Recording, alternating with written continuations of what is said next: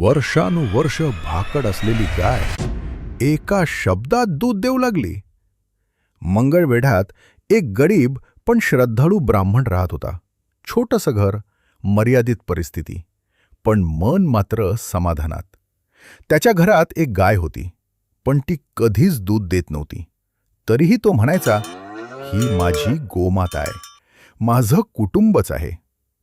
त्या ब्राह्मणाचा स्वामी समर्थांवर खूप विश्वास होता. तो रोज मठात जाऊन दर्शन घ्यायचा. एक दिवस स्वामी समर्थ म्हणाले, आज आपण त्याच्या घरी जाऊया. दुपारची वेळ. स्वामी त्याच्या दारात उभे. ब्राह्मण आनंदानं नतमस्तक झाला. तो म्हणाला, महाराज, माझं भाग्यच खुललं. स्वामी म्हणाले, आज मला तुझ्या घरचं जेवण हवं. तुझ्या गाईचं दूध काढ. ब्राह्मण गोंधळला. महाराज, ती गाय भाकड आहे. स्वामी हसले. चल, मला दाखव तिला. स्वामींनी गायीच्या पाठीवर हात फिरवला आणि म्हणाले, अगं गोमाते, तुझा मालक भक्त आहे, त्याला उपाशी ठेवतेस का? आजपासून भरपूर दूध दे.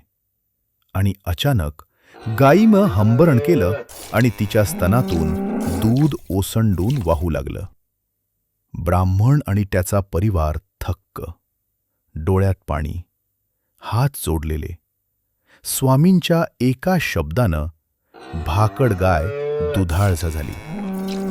स्वामींची कृपा जिथे असते तिथे अशक्यही शक्य होतं. तुमचा विश्वास असेल तर कमेंट करा, श्री स्वामी समर्थ. अशा कथा रोज ऐकण्यासाठी सबस्क्राईब करा.